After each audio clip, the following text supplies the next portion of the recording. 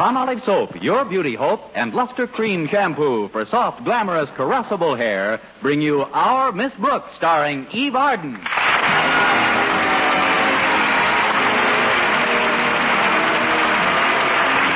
Miss Brooks, who teaches English at Madison High School, has always tried to get along with her fellow faculty members, regardless of whether they're male or female. One thing that school teachers of either sex have in common is the fact that he, she, or them was, is, and are underpaid. But there is one definite advantage held by the men. When a male school teacher hasn't enough money to go to the movies, he can stay home and look at the pictures on his Esquire calendar. I've overcome that advantage to some slight extent by making my own calendar. I've used 12 snapshots, one for each month, of Madison's bashful biologist, Philip Boynton. There they are, right on my bedroom wall. January, Mr. Boynton in his up-to-the-minute raccoon coat. February, Mr. Boynton on Valentine's Day with a big red heart-shaped box under his arm containing flies for his frog, McDougal. Then March, Mr. Boynton in +4s, a striped blazer, and a 3-propeller beanie. Last Friday morning, when I tore the page for March off my calendar, there was Mr. Boynton with his arms around me. So I knew it was April Fool's Day. My landlady, Mrs. Davis, knocked on my door a moment later. Come in. Good morning, Connie. Many happy returns of the day. Thanks, Mrs. Davis. Happy April Fool's Day to you. Oh, what time is it anyway? I'm still sleepy. It's almost 7, Connie. I've been up for hours planning little tricks to play on people. Well, I hope you're not going to be as naughty as you were last year, setting firecrackers off in our yard to make everybody think it was 4th of July. Well, that was fun, wasn't it? Yes, until one of your pinwheels joined me in the shower. Well, let's see now. I came up here to tell you something rather important. Oh, dear me. Whenever I talk to my sister Angela, I become almost as absent-minded as she is. We had quite a conversation on the phone this morning. How is Angela? Fine, thank you. But she's so flighty. Why, right in the middle of our telephone conversation, she forgot that she was talking about completely. I'm worried about her. It's like I was telling my brother the other day. We've got to do something, I said. You've got to do something? About what? I was just repeating what you said to your brother. Which brother? I don't know. Your brother Victor, I guess. I guess so. Well, it's a beautiful day, isn't it? Mrs. Davis, you came in here to tell me something. Now try and remember what it was so I can take a shower and get dressed and forget about it. Oh, yes. One of your students is waiting for you in the living room, Walter Denton. Walter Denton? What's he doing here so early? All right, Connie, I'll tell him. Poor thing. She's got so much on her mind she can't concentrate. Hi, Mrs. Davis. Walter, what are you doing here? You just left me here, Mrs. Davis. Oh, and you went in to see Miss Brooks. Oh, that reminds me. What are you doing here so early? Well, it's a big secret, Mrs. Davis, but I'll tell you if you promise to keep it strictly confidential. I promise. You won't forget now. I won't forget what now? To keep it confidential. To keep what confidential? I guess it's safe with you. Look at this newspaper column. The one called Dorothy Daly's Daily Advice to the Heart Sore. Oh, I read that all the time. You never read a letter like this one, though, I'll bet. Listen. Dear Dorothy Daly, I teach English in high school, but my chief interest lies in a fellow teacher of the opposite sex whose initials are PB. No matter how I try, I can't seem to make any progress with him. I'm attractive without being ravishing, intelligent without being stuffy, cheerful without being a Pollyanna, but mostly I'm without PB. Can you help me? Signed, CB. Well, I certainly sympathize with that young lady, but... now, wait a minute. Connie Brooks. Walter, do you think the CB in this letter could be the CB I think the CB could be? I'm positive it is. Look who she's stuck on. PB, Philip Boynton. Oh, but, Walter, PB could stand for anybody. Why, it could stand for Paul Bunyan. Mrs. Davis, you're closer to Miss Brooks than any of us. Does she know anybody named Paul Bunyan? No, not that I know of. Then there you are. She's got to be CB. But, Walter, do you honestly think Miss Brooks would write a letter like this to a public newspaper? Oh, sure. Mrs. Davis, haven't you heard the famous epigram, love in its desperation turns to many strange devices? No, Walter. Who said that? I did. Well, look, Mrs. Davis, we won't embarrass Miss Brooks by mentioning it in front of her, but we've got to try and help her. Listen to Dorothy Daly's answer to Miss Brooks. Dear CB, come out of your shell. Improve your personality and don't be afraid to be the life of the party. Then watch your Mr. PB sit up and take notice. Yours for nailing them down before they can wriggle off the hook, Dorothy Daly. Well, there's our problem, Mrs. Davis. We've got to give Miss Brooks a personality. I never noticed that she didn't have any. Now remember, Mrs. Davis, not a word to a soul. Of course, I've told Harriet Conklin so she can tell her father he has to give a party tonight which Miss Brooks can go to and be the life of. Tonight? That's pretty short notice, isn't it? That's why we had to wake her up so early. This new personality's a rush job. Oh, careful, here she comes. Hiya, CB, how's everything? Okay? Well, no, WD, it's NG. NG? I didn't get enough SLEEP. What? Sorry, SLEAP. Oh, sleep. If you'll excuse me, I'll get some breakfast for us. I'll call you when it's ready. All right, Mrs. Davis. Now then, Walter, what's the crisis? Crisis? Oh, there's no crisis. I just thought it would be nice to have a little chat. In the middle of the night? Now, look, Walter, this April Fool's business leaves me pretty cold. So if you're playing any pranks... Oh, this has nothing to do with April Fool, Miss Brooks. It's just that I've been making a study of personalities lately, and I've come to the conclusion that we should all come out of our shell. Good, but let's not come out until 8 o'clock in the morning. Now, there's nothing like parlor magic to make anybody the life of the party. For instance, have you seen the disappearing quarter trick? Look, I hold this quarter between my thumb and third finger like this. Then I make a few magic passes, and presto! Where's the quarter? On the floor. Well, I haven't practiced enough yet, but a trick like this you could learn easy. I could learn it easily. I knew you'd go for it. Now, here, take the quarter in your left hand. Look, Walter, making money disappear is no trick for a school teacher. Let's get some way to make some appear, then we'll have something. Breakfast is ready. Oh, come on into the dinette, Walter. Just sit right down. You sit here, Walter. Thanks, Mrs. Davis. Drink your juice first, and I'll bring the rest out in a minute. All right, Mrs. Davis. Well, that's funny. This is orange juice. What's funny about that? The last breakfast Mrs. Davis prepared for me began with marinated olive juice. Odd recipes, all right. Oh, say, I just thought of another great party trick. It's called the spoon in the empty glass trick. Here, I've got 2 spoons right here. Now, I place the back of one behind the front of the other, and by means of leverage, plop it right into the empty glass. So.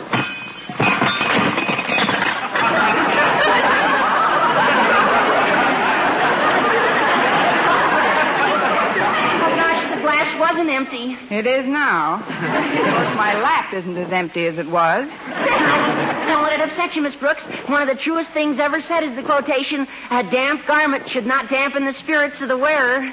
Who said that? I did. Here we are. Now, Connie, I want to surprise you. Close your eyes before I put this food down in front of you.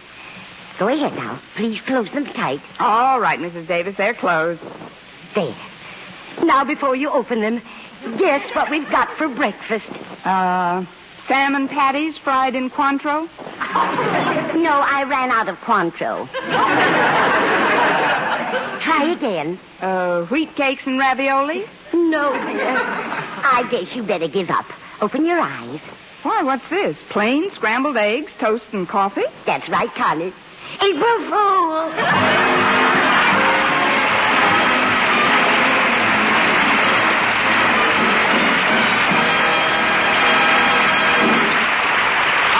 Brooks, starring Eve Arden, will continue in just a moment. But first, here is Vern Smith.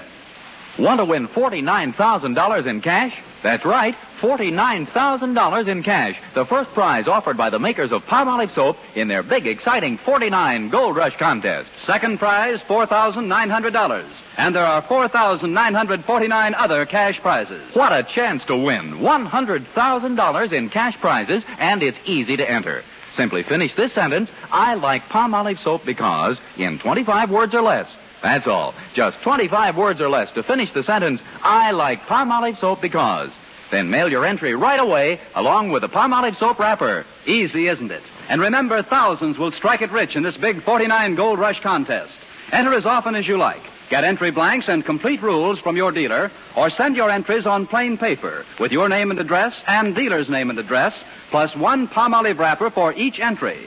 Mail to Gold Rush Contest, Box 49, New York 8, New York. You better write that down. Gold Rush Contest, Box 49, New York 8, New York. But hurry, your last chance. Contest closes next Saturday. Get Palmolive soap right away to help win a lovelier complexion and try for your share of the $100,000 in cash prizes.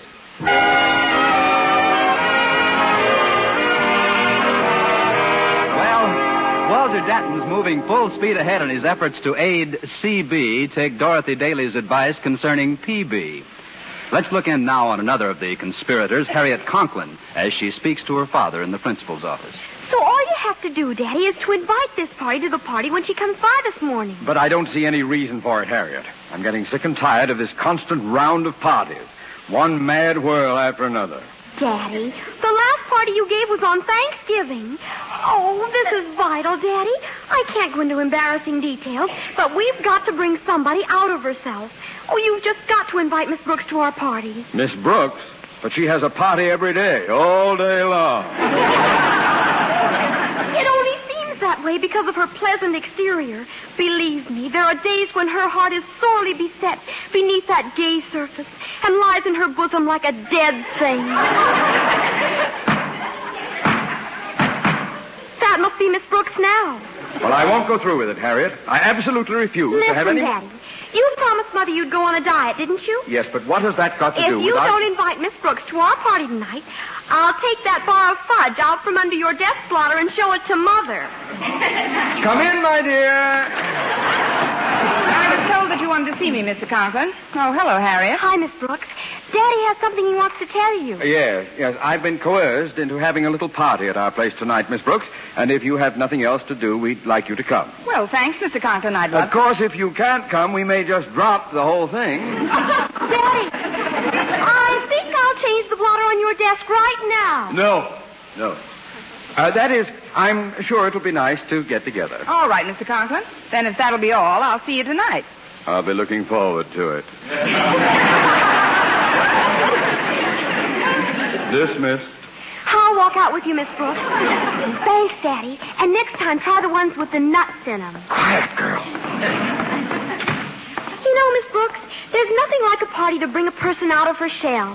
You too, Harriet? I'm beginning to like it in here. Now, the next thing you have to do, Miss Brooks, is to meet us in the music appreciation room as soon as lunch period gets here. The music appreciation room? You know the old saying, music has charms to soothe the savage breast. Yes, but I've been dating very few savages lately. Look, Harriet, what in the world is this all I've got to get to my French class now, but I'll see you at lunchtime. And remember, if you want PB to eat out of your hand, you've got to cooperate, CB. SOS.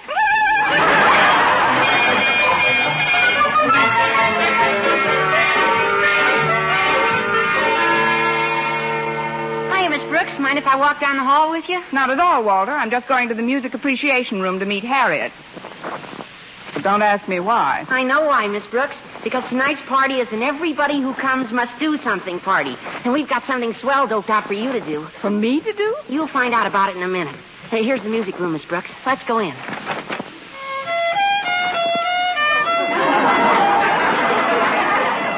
That'll be all for today.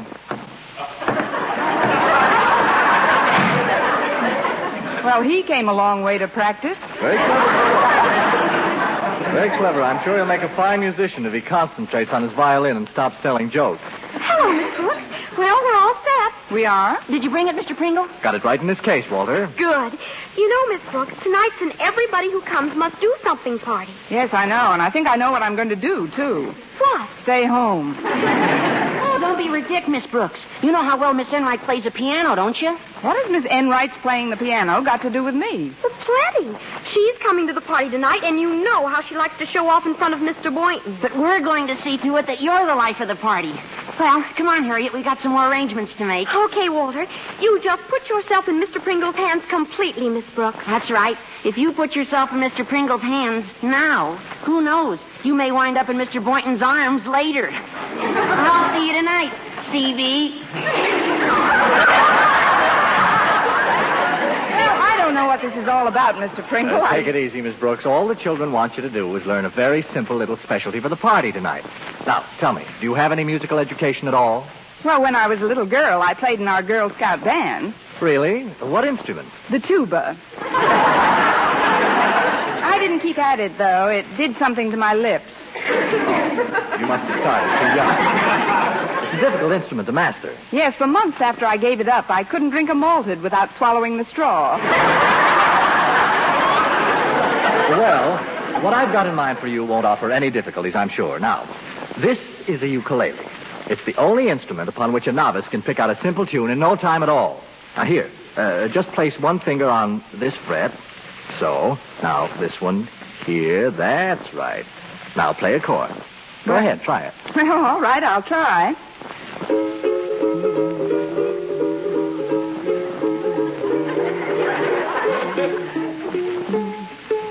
Washington at Valley Forge, 'twas bitter cold, and up spoke George.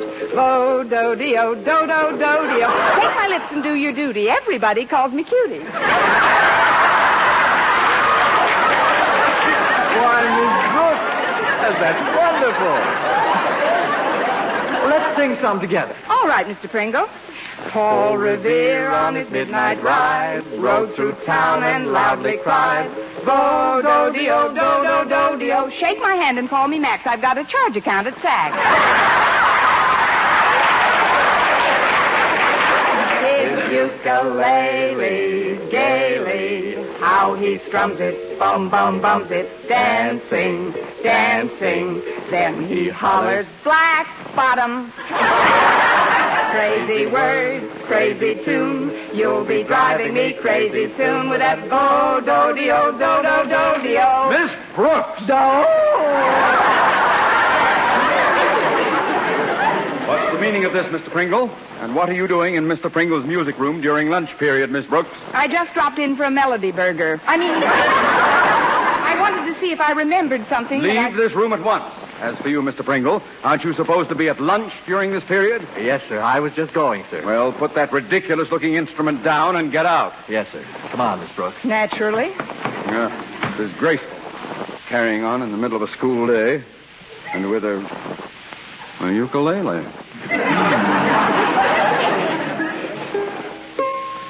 My dog has fleas. Boom, boom, boom, boom, hold that tiger. Boom, boom, boom, hold that tiger. Boom, boom, hold that tiger. Boom, boom, hold that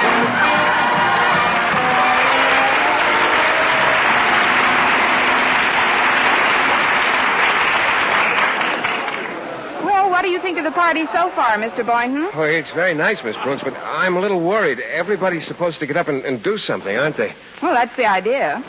Gosh, there isn't anything I could possibly do to entertain anybody. Oh, I don't know. Of course, I did make a speech some months ago to my biology club, but they're all men. I couldn't repeat that in front of mixed company. Oh, why not, Mr. Boynton? What was the subject of the speech? Well, I'd rather not mention it, Miss Brooks. It's a little racy. Well, I'll just listen with one ear. What was it? Well, it was called The Primitive Urge of the Sturgeon to Swim Upstream. That's funny. I always thought the sturgeon didn't need any urging. Look, Mr. Boynton, I'm as nervous as you are about getting up and doing anything, but maybe we could do something together. Like what, Miss Brooks? Well, I just happen to have with me tonight this ukulele. Oh, a uke. I haven't seen one of those things since my college days. It's really very simple to pick up. It all came back to me in a flash. See, you just put one finger here. That's right. Now this one here, so. Now try it. Strum it, Mr. Barton. All right.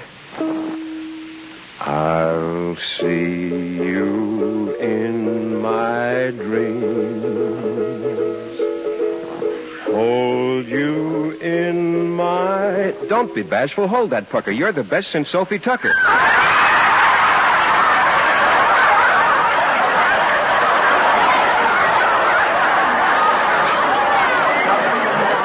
Where in the world did that come from? I don't know, but this is a brand new Boynton. Where did you go to college, on the Keith Circuit? There you are, Mr. Boynton. I've been looking all over for you. Oh, hello, Miss Enright. And dear Miss Brooks, may I join you? You have. There seems to be room on this couch for 3. Don't you think so? Only if I sit in the middle. There we are. Miss Brooks is so possessive. You don't ever want to share Mr. Boynton with anyone, do you, dear? The property has only been optioned. It is not ready for subdivision. Excuse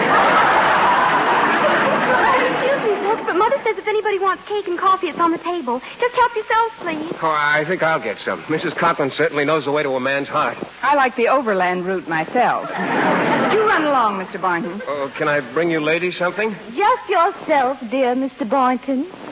Yes. How about you, Miss Brooks? No, thanks. Not right now. I'll be right back in a minute.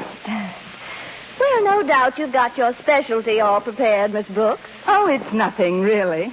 I didn't imagine it would be.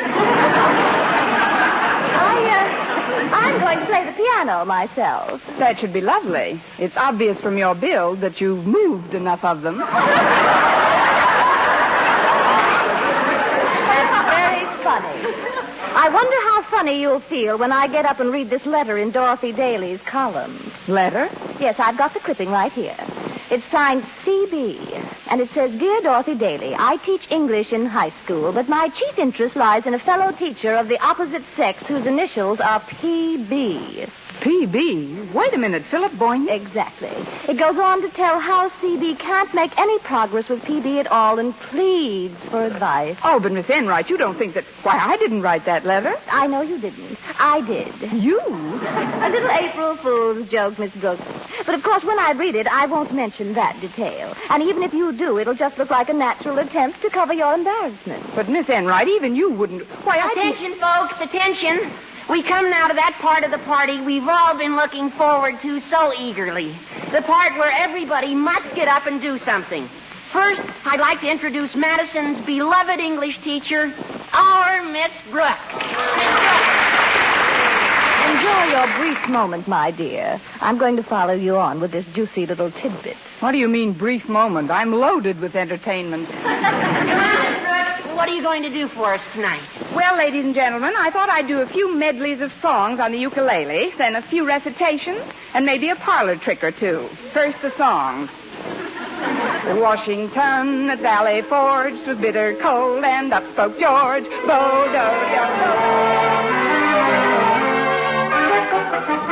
So much for the songs. Now I'd like to recite for you. Just a moment, Miss Brooks. You've been on for over an hour. Please, Miss Enright. Miss Brooks isn't finished. Thank you, Harriet. Under the spreading chestnut tree, the village smithy sat.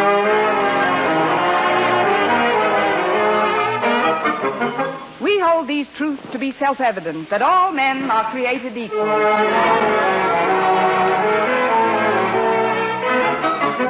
As you can see, I have here in my hand an ordinary deck of playing cards.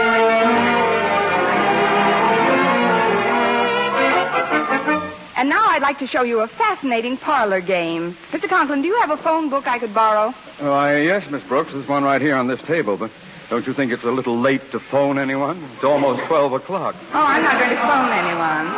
Walter, get a piece of paper and a pencil, please. Okay, Miss Brooks. Well, I think this is the most... Please, Miss Enright. You're interrupting Miss Brooks. Thank you, Walter. Now, the idea of this game is to guess which name in the phone book I'm thinking of. You start with the A's. If you get a feeling that I've said the one I'm concentrating on, just call out. Ready? Go. Abbott, Abernathy, Ackerman, Addison.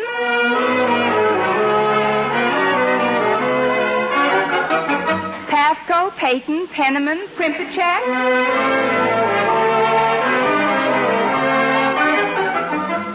Zimmerman. Zimmerman A, Zimmerman B. Hasn't anyone got a feeling yet? Mr. Boynton, how about... Mr. Boynton, where are you? Mr. Boynton went home, Miss Brooks. He went home? When? Right after Mr. and Mrs. Conklin went to bed. He said he didn't want to disturb you, so Miss Enright drove him home. Miss Enright Well, that's the last straw. You know, of course, Walter, that it was Miss Enright who wrote that Dorothy Daly letter. Miss Enright? That's right, Walter. She signed my initials, but it was her letter that Dorothy Daly answered in her column. Boy, what a dirty trick. I'm sorry you were so embarrassed, Miss Brooks. If you think I was embarrassed tonight, just wait, Walter, till you see to me tomorrow when Dorothy Daly answers the letter I wrote her.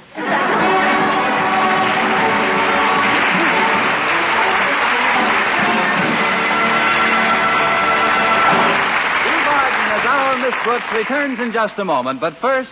Dream girl, beautiful luster cream girl. Tonight, show him how much lovelier your hair can look after a Luster Cream shampoo. Only Luster Cream brings you Kay Daumit's magic formula blend of secret ingredients plus gentle lanolin.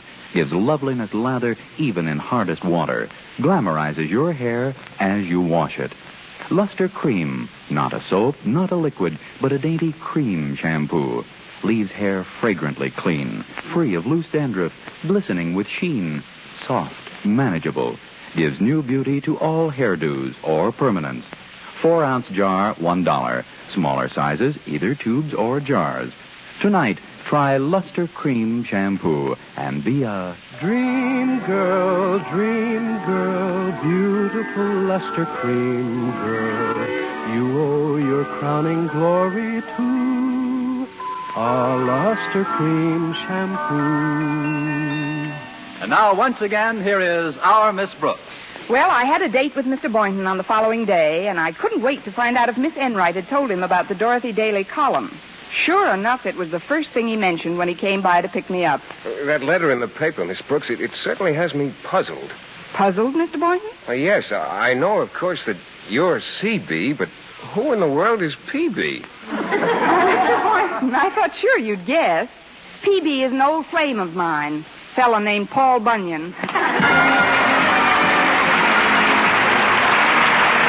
Tune into another Our Miss Brooks show brought to you by Palmolive Soap, Your Beauty Hope, and Luster Cream Shampoo for soft, glamorous, caressable hair. Our Miss Brooks, starring Eve Arden, is produced by Larry Burns, written and directed by Al Lewis, with music by Wilbur Hatch.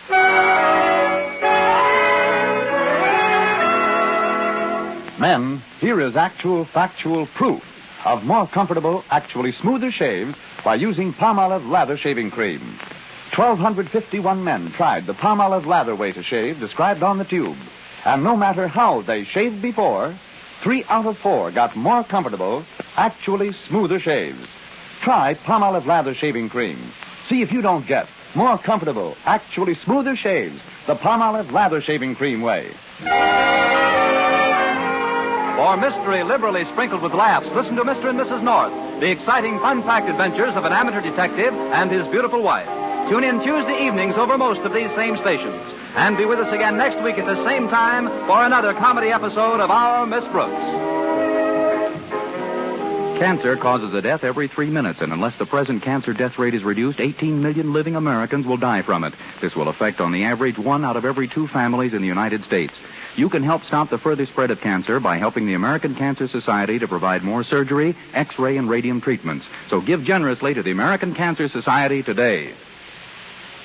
Stay tuned now for Life with Luigi, which follows over most of these same stations. This is CBS, the Columbia Broadcasting System.